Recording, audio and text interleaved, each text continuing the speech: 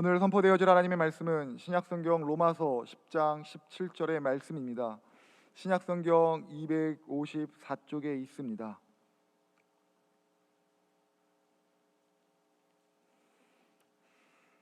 하나님의 말씀을 제가 봉독해 드리겠습니다.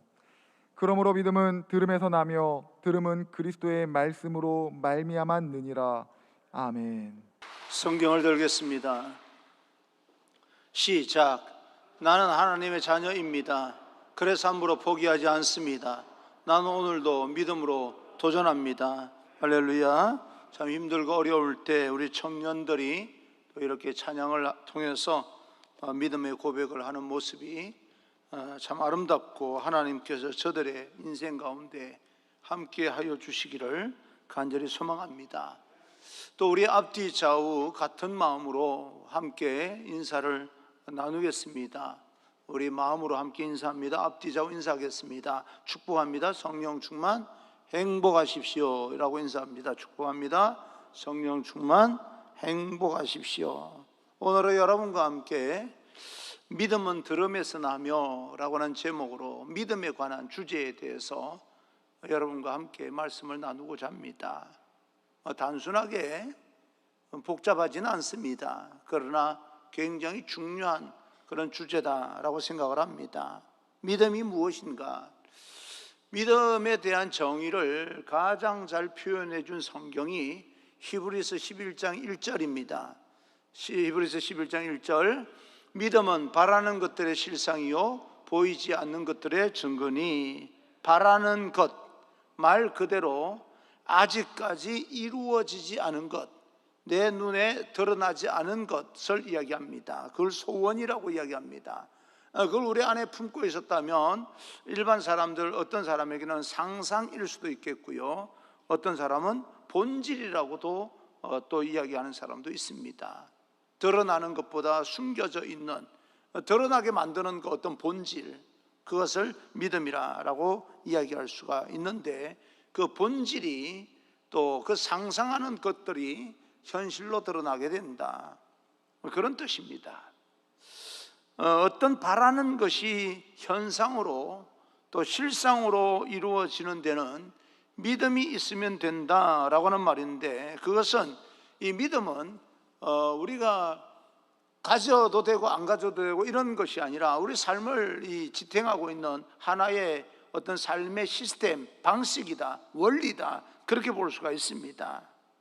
한 가지 우리가 분명히 아셔야 될 것은 빌립보서 2장 13절을 보게 되면 너희 안에서 행하시는 이는 하나님이시니 자기의 기쁘신 뜻을 위하여 너희에게 소원을 두고 행하게 하시나니. 그러니까 하나님께서 어떤 일들을 이 땅에 펼치실 때 먼저 하나님의 백성으로 마음 안에 소원을 담아놓고 그 소원을 성취하는 식으로 이 땅을 운영해 나가신다, 이제 그런 뜻입니다.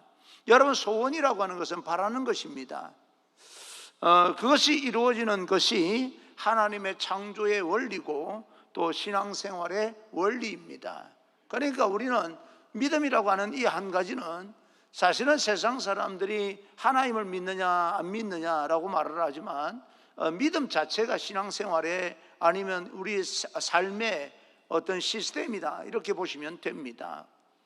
그것은 우리가 거부할 수 없는 그 어떤 것입니다. 살아가게 만드는 에너지고 우리로 어떤 일을 성취하게 만드는 힘입니다. 그러면 우리가 이렇게 어떤 믿음을 가지고 세상에서 우리의 소원을 현실로 드러나게 만들기 위해서는 우리가 해야 될 일들이 반드시 우리가 해야 될 것이 있는데, 첫째, 하나님의 말씀을 들으라. 창세기 12장 1절을 보게 되면 여호와께서 아브라함에게 이르시되 라고 이야기합니다. 여기에서만 여호와께서 말씀하신 것이 아니라 성경을 읽어보게 되면 곳곳에서 하나님의 사람들에게 하나님께서 말씀하여 주시는 분입니다. 아브라함이 하나님의 음성을 듣고 민족의 조상이 되고 축복의 통로가 되고 믿음의 조상이 됩니다. 그런데 이 창세기 12장을 가만히 자세히 들여다보면 아브라함이 하나님의 복을 받는데 함께 복을 받았던 롯이라고 하는 사람도 있습니다. 조카 롯도 하나님 아브라함과 함께 복을 받습니다. 아브라함에게 붙어 있어서 아브라함과 함께 있어서 복을 받았던 사람이 롯입니다. 그런데 아브라함과 롯은 받은 복은 어떤 비전, 담은 그릇은 그 안에 하나님의 소원을 두고 담는 그 소원은 또 같아 보이지만 사실은 전혀 다른 점이 있어요. 롯이 아브라함을 떠난 후에 하나님의 말씀이 아브라함에게 임합니다. 아브라함아, 고개를 들어라. 동서남북을 바라보라. 내 눈에 보이는 모든 땅을 내가 내게 주리라 라고 하는 하나님의 음성을 듣고 계속해서 하나님의 음성대로 살아갑니다. 그런데 롯은 하나님의 말씀을 듣고 행동을 했더라면 결코 소돔과 고모라 성으로 들어가지 않았을 겁니다. 왜냐하면 성경을 자세하게 보게 되면 소돔과 고모라 성은 장차 망할 성이기 때문에 그렇습니다. 하나님의 멸망을 선고받은 성이기 때문에 하나님의 음성을 들었다면 들어가지 않았을 겁니다. 그러나 롯은요, 자기가 보기에 좋았던 것으로 자기가 눈에 보이는 모든 것이 그것이 전부인 것처럼 그렇게 판단하고 선택하여 간 것입니다. 창세기 13장 10절을 보게 되면 이에 롯이 눈을 들어 요단 지역을 바라본 즉 소알까지 온 땅에 물이 넉넉하니 여호와께서 소돔과 고모라를 멸하시기 전이었으므로 여호와의 동산 같고 애굽 땅과 같았더라. 여호와의 동산, 에덴 동산같이 풍성하게 보이고 애굽 땅과 같았다라고 하는 것은 곡창지대를 이야기합니다. 부족함이 없어 보이는 그런 모습입니다. 그러니 롯은 소돔 땅으로 가고 자기 눈으로 판단하기에 보기 좋은 땅으로 선택하여 가고 아브라함은 동서남북 하나님께서 보여주시는 땅으로 갑니다. 복은 함께 받았는데 가는 길이 이렇게 다릅니다. 그 결과 우리는 아는 대로 롯이 있던 소돔과 고모라 성은 결국은 멸망당하는 땅이었고 아브라함은 동서남북 아브라함이 닿는 그 발길마다 축복의 통로가 되고 믿음의 조상이 되고 축복의 땅이 됩니다. 저는 여러분을 축복합니다. 여러분 꼭 하늘의 복을 받아서 하나님의 말씀대로 실천하고 순종하고 삶으로 인하여서 하나님의 복을 받아 더 나아가서 축복의 통로가 되고 믿음의 조상이 되는 여러분 되기를 주님 이름으로 축복합니다. 성경에 수많은 어떤 믿음의 이야기가 나오는데 그 이야기가 여러분에게 전해질 때 그 이야기 중 사건 하나하나가 어쩌면 그 어떤 사건 하나가 여러분의 사건이 되기를 간절히 소망하면서 또 믿음의 어떤 이 예를 여러분에게 말씀을 드려보려고 합니다. 마태복음 8장 8절을 봅니다. 마태복음 8장 8절 다만 말씀으로만 하옵소서 그러면 내 하인이 낫게 싸움나이다. 이 백부장의 믿음이요 예수님께서 크다라고 칭찬을 합니다.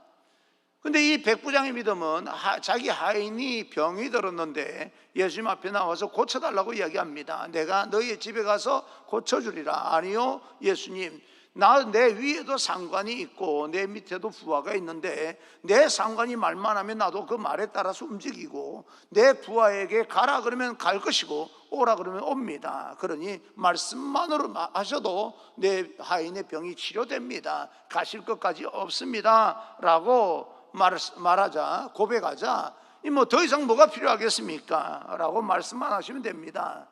그럴 때 예수님께서 내 믿음이 크도다 라고 하는 그 말씀을 남기십니다. 내 믿음이 크도다. 그러면서 내 하인의 병이 치료되었다는 선언을 해주시는 거죠. 가만히 보니까 그 선언했던 예수님께서 선언했던 것으로 그 하인의 병이 치료된 것을 확인할 수가 있었습니다.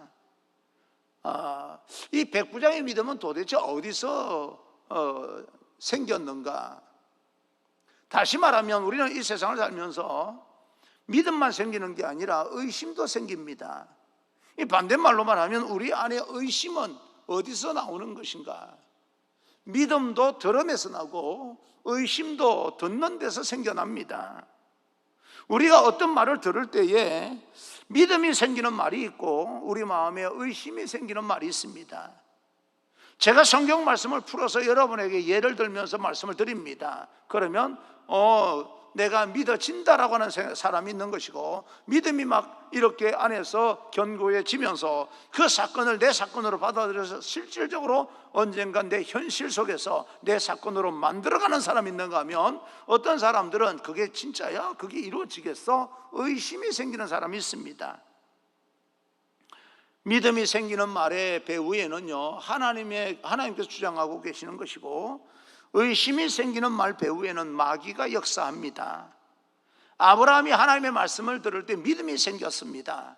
믿음이 생겼으니까 갈 바를 알지 못하고 하나님께서 너의 아버지 집과 본토집을 떠나서 고향을 떠나서 내가 지시한 땅으로 가라 그랬으니까, 갈 바도 알지 못하고 가는 것은 왜 그랬습니까? 믿음이 생겼으니까.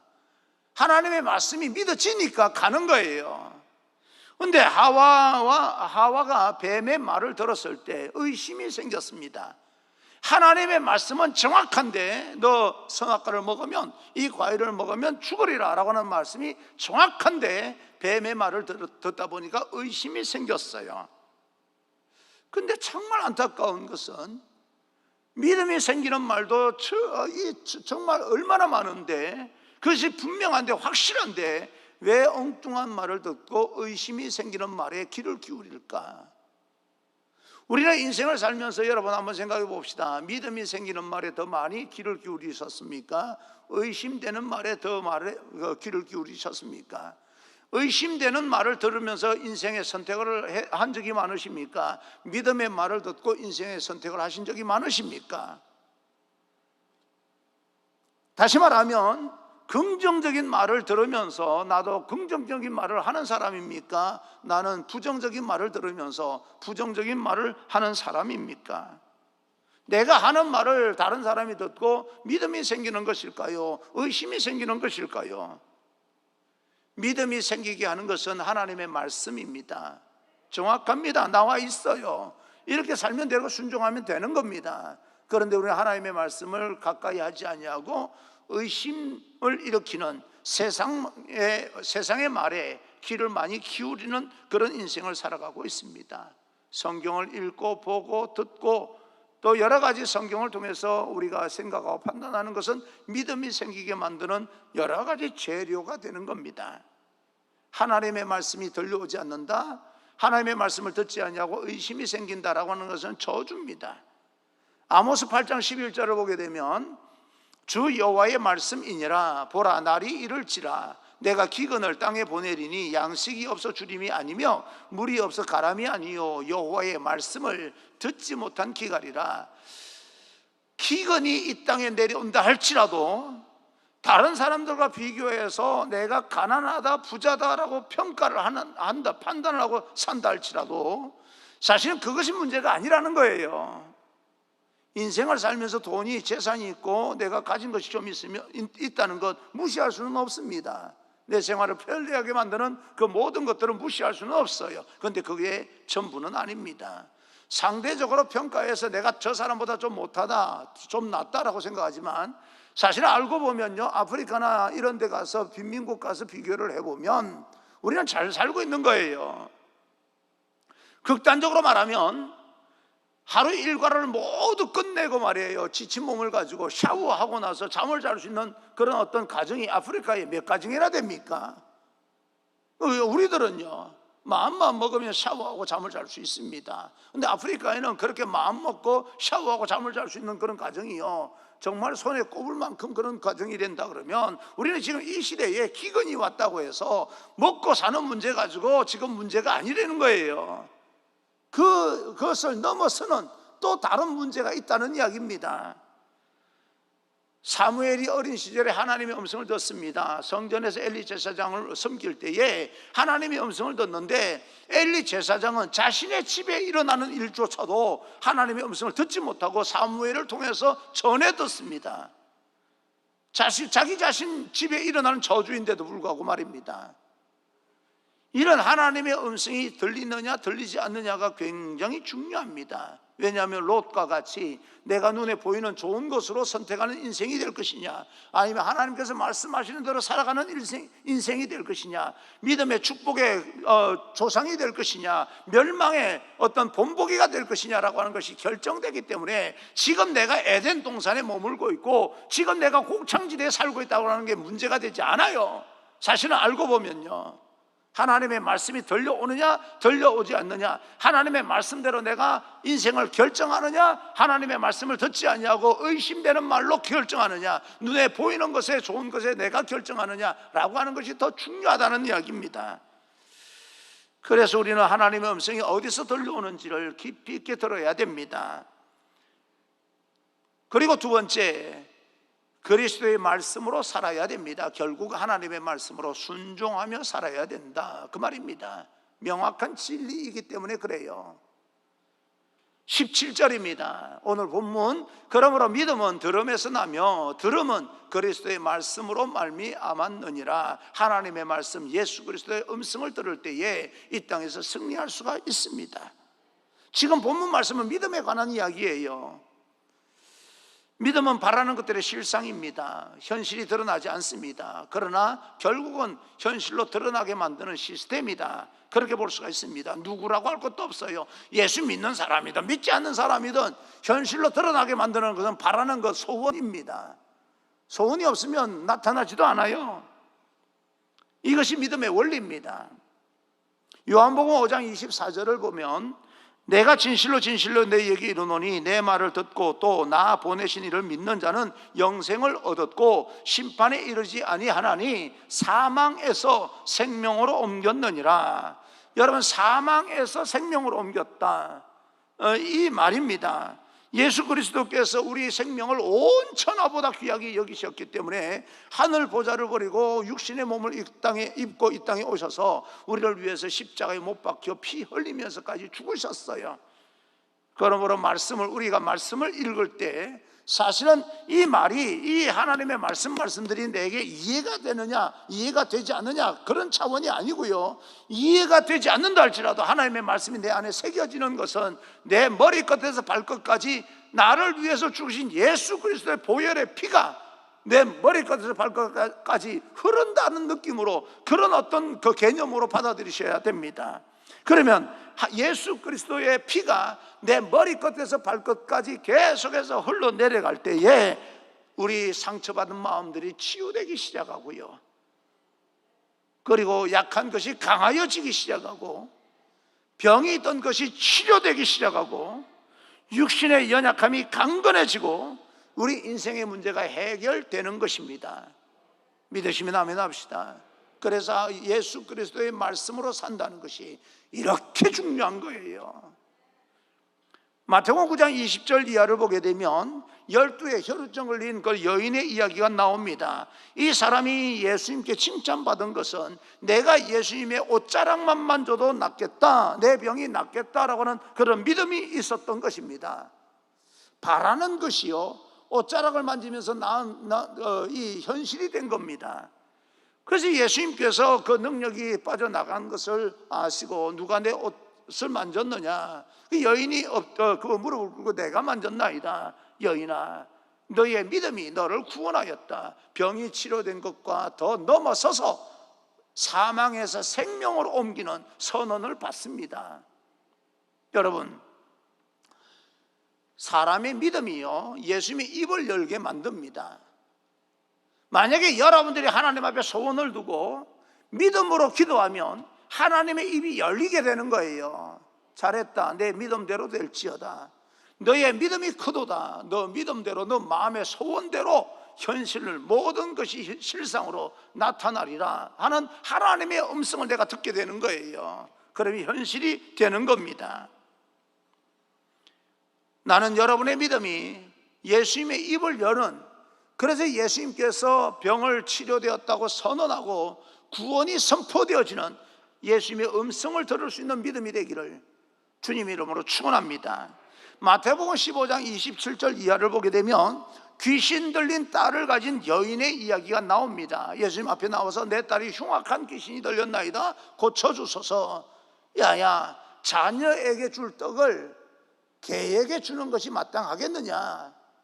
예수님, 개도 주인의 상에서 떨어지는 부스러기를 먹나이다. 심각한 인격의 모독을 당하는데도 불구하고 그 앞에서 끈기 있는 그런 어떤 믿음을 가지고 예수님 입술을 열게 만듭니다. 내 믿음대로 될지어다. 그 예수님의 입술을 열게 만듭니다. 대단한 여인입니다. 여러분 같으면 개취급을 당하면 그 앞에서 있겠습니까? 물론하지요. 화를 내면서 아니면 안 해주면 말지 왜 나를 개취급을 하는 거야? 라고 말할 정도가 될 겁니다. 그러나 끈기 있는 믿음으로요, 그 앞에서 내가 개취급을 당한다 할지라도 개도 주인상에서 떨어지는 부스러기를 먹습니다 라고 하는 끈기 있는 믿음으로 그 딸을 병고침을 역사하는, 선언하는 예수님의 음성을 받아냅니다. 그러므로 우리의 이 믿음이 오늘날도 마찬가지, 그때 일어난 사건으로 끝난 것이 아니라 오늘날도 우리 믿음을 통해서 우리 현실 속에서 하나님께서 말씀하시는 음성을 받아낼 수 있기 때문에 우리는 하나님의 말씀 안에 거해야 되고 말씀대로 순종해야 됩니다. 그래서 히브리서 4장 16절에 이렇게 이야기합니다. 그러므로 우리는 긍휼하심을 받고 때를 따라 돕는 은혜를 얻기 위하여 은혜의 보좌 앞에 담대히 나아갈 것이니라. 하나님은 우리에게 치유의 은총을 베푸시는 분입니다. 믿음으로 질병이 치료되어지고, 믿으시면 아멘 합시다. 믿음으로 연약함이 강건하여지고, 모든 것이 파괴되어서 도저히 회복이 불가능하다라고 선언을 받은 그 어떤 것이랄지라도 하나님의 말씀, 이 말씀은 창조의 능력이 있기 때문에 그 말씀이, 하나님의 입술이 열려져서 우리에게 말씀이 임하면 우리 안에서 재창조가 일어납니다. 온전하여지는 거죠. 그래서 성경은 단호하게 분명하게 우리에게 선언합니다. 히브리서 9장 22절, 피 흘림이 없은즉 사함이 없느니라. 정확하게 이야기합니다. 예수 그리스도 말씀으로 우리 인생이 하나하나 선택되어지고 결정되어져서 정말 축복의 열매를 받는 그런 믿음의 사람 여러분이 되기를 주님 이름으로 축원합니다. 그래서 세 번째, 믿음이 중요합니다. 마가복음 9장 23절을 보게 되면 예수께서 이르시되 할 수 있거든이 무슨 말이냐? 믿는 자에게는 능히 하지 못할 일이 없느니라 하시니, 이 말이 믿어져야 됩니다. 믿는 자에게는 능히 하지 못할 일이 없습니다. 어떻게 우리는 이 일을 믿어지고 이 믿음으로 인하여서 우리는 모든 것을 할 수 있는 자가 되기 위해서는 어떻게 해야 되는 겁니까? 히브리서 11장 6절, 믿음이 없이는 하나님을 기쁘시게 하지 못하나니 하나님께 나아가는 자는 반드시 그가 계신 것과 또한 그가 자기를 찾는 자들에게 상 주시는 이심을 믿어야 할지니라. 여러분, 믿어야 된다는 이야기입니다. 아브라함의 결단을 한번 보십시오. 눈에 넣어도 아프지 않을 100세에 낳은 아들 이삭을 모리아산 3일 길을 가서 모리아산에서 번제로 드려라 라고 하는 하나님의 말씀이 임합니다. 얼마나 갈등이 됐을까요? 성경은 그런 갈등의 이야기는 나오지 않습니다. 그러면 갈등이 없는 겁니까? 여러분 자식을 죽이라 그러면 여러분 전혀 갈등하지 않냐고 하나님께서 말씀하셔서 믿음으로 나는 죽여야 된다 그렇게 생각하십니까? 하나님의 말씀이 도무지 이해가 되지 않고 내가 받아들일 수 없는 하나님의 말씀이 임할 때에 내가 이 시대에 2000년 전에 기록된 그 이전부터 기록된 이 하나님의 말씀이 오늘날 내가 믿어지지 않을 때일지라도 하나님의 말씀이기 때문에 믿을 때는 뭐가 생기는 거예요? 갈등이 생기는 거예요. 의심이 생기는 거예요. 사람이기 때문에 믿음만 생기는 게 아닙니다. 의심도 생기는 거예요. 이 아브라함은 얼마나 고민을 했겠습니까? 얼마나 갈등을 했겠습니까? 그러나 하나님의 말씀이기 때문에 결단하고 출발합니다. 좌로나 우로나 치우치지 않으며 모리아산까지 갑니다. 믿음으로 그까지 간 것만 해도 얼마나 믿음이 대단합니까? 믿음의 조상이 될 만하죠. 그런데 이삭을 제단 위에 올려놓고 칼을 들고 잡으려고 하는 그 순간은 여러분 쉬웠겠습니까? 그 행동이요 얼마나 부르르 떨렸겠습니까? 자식을 잡아야 되는데 지금요 여러분 자식을 잡아야 되는 거예요. 이럴 때 묶어놓고요 그냥 생각 없이 잡으려고 하는데 하나님 음성 들렸다. 여러분 그렇게 생각하시면 안 됩니다. 믿음의 결단은요, 이렇게 갈등이 있는 거예요. 결단하기가 힘든 겁니다. 그런데도 불구하고 하나님의 말씀이기 때문에 마지막으로 결단했을 때 여호와 이레의 복이 임하게 됩니다. 놀라운 영적인 기적을 체험하게 되는 거죠. 여러분 모두에게 이와 같이 자식을 잡는데 그 일 갈등하면서까지 잡으라, 그 말은 아닙니다. 우리가 순간순간 하나님의 말씀을 들을 때마다 믿음이 생기는 말씀이 되어야 되지 의심이 생기는 말씀이 되면 안 된다. 마지막 우리 인생의 결단은 하나님의 말씀을 통해서 이루어져야 된다라고 하는 것을 여러분에게 지금 말씀드리고 있는 겁니다. 고린도전서 1장 21절을 보게 되면 하나님의 지혜에 있어서는 이 세상이 자기 지혜로 하나님을 알지 못하므로 세상의 지혜로 하나님을 알지 못한다, 그렇게 이야기를 합니다. 하나님은 우리가 가지고 있는 지식과 지혜로 알 수 있는 분이 아니에요. 넘어서 있는 분입니다. 우리 한계를 넘어서 있는, 정말 이해하지, 도무지 우리 생각으로는 하나님의 생각을 알 수 없고 우리의 지식으로는 하나님을 알지 못하는 그런 수준에 있는 분입니다. 우리는 육적인 존재고 하나님은 영적인 존재입니다. 우리는 도무지 하나님을 알 수가 없습니다. 세상에 두 가지 정도의 지혜가 있습니다. 하나는 하나님의 지혜고 하나는 사단의 지혜입니다. 그런데 하나님의 지혜가 임하든 또 세상의 지혜가 임하든 지혜가 통로가 되는 것은 사람입니다. 가만히 보니까, 성경을 보니까 하나님의 지혜를 담아서 이 땅에서 하나님의 역사를 펼쳐나가는 도구도 사람이 되는 것이고, 마귀가 이용을 해서 엉뚱하게 파괴하는 것도 파괴하는 데 사용하는 것도 마귀의 이 지혜, 사람이더라고요 보니까. 그런데 하나님의 지혜는 어떤 지혜입니까? 시편 104편 24절, 주께서 지혜로 그들을 다 지으셨으니 주께서 지으신 것들이 땅에 가득하니이다. 주께서 지혜로 세상을 창조하셨다. 그러면 하나님의 지혜가 내 안에 담기면 세상 돌아가는 이치를 알게 된다. 왜? 지혜로 만들었으니까.